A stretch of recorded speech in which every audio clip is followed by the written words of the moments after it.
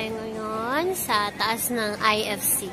Dito sa may Central. So, yan. You see the building. It's so high.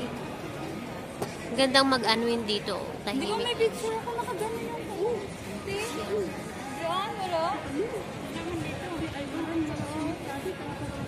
Ganda dito guys. Kahit hindi ka nakamas, okay lang kasi kainan dito eh. Nasa food court. Kasama ko ulit si Ate Erlene. Hi!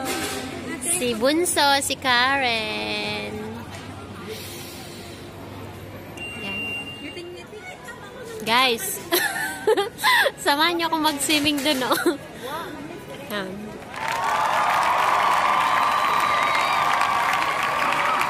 Ang safe pala dito. Okay lang sa magtambay kahit hindi ka nakamas. See?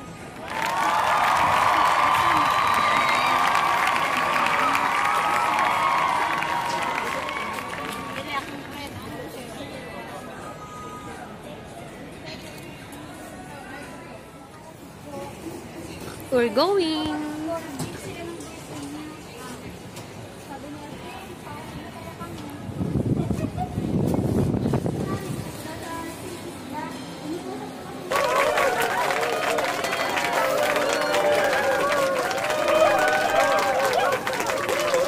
Alam niyo guys, dito kahit wala kayong pera, dito lang kayo tumambay. Okay na yun.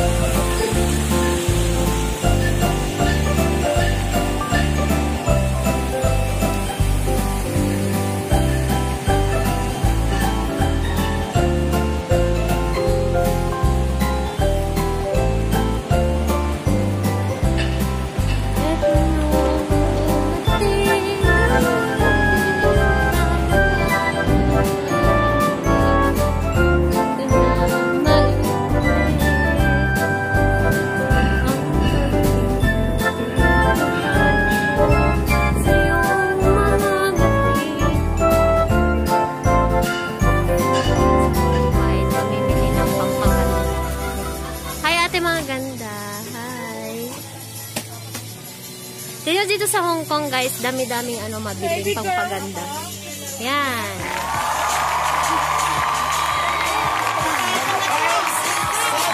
Ang daming pagpipilian kung paano ko ba gumanda.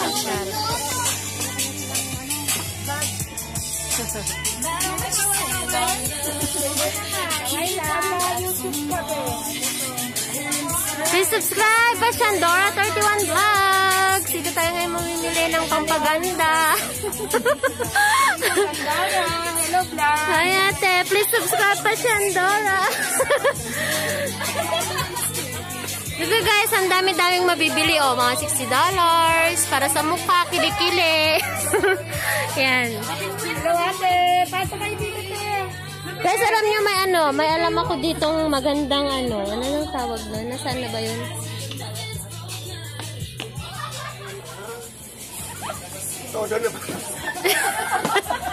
Alam, gwapo ni kuya. Ay, ang ganda pa. Kaya pala ganda. Alay, papos ka namin mamaya. Nandun, Maria Immaculada Concepcion. Wow, oh my God. Nandito na lang yung hinahanap natin. Pagkatapos na sabihin na pangalan niya Maria Immaculada. Ang makulit. Yan. Ang saya-saya dito, di ba? Ilang viewers na ba tayo? Gusto ko yung tayo sa lahat. Ang nangyayari ngayon sa mundo.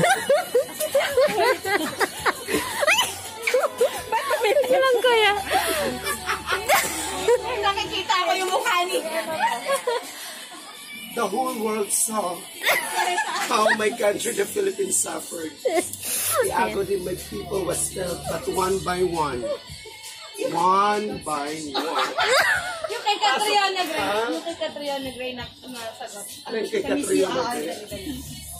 Sabi niya hindi. Isa-isa ni Kuya.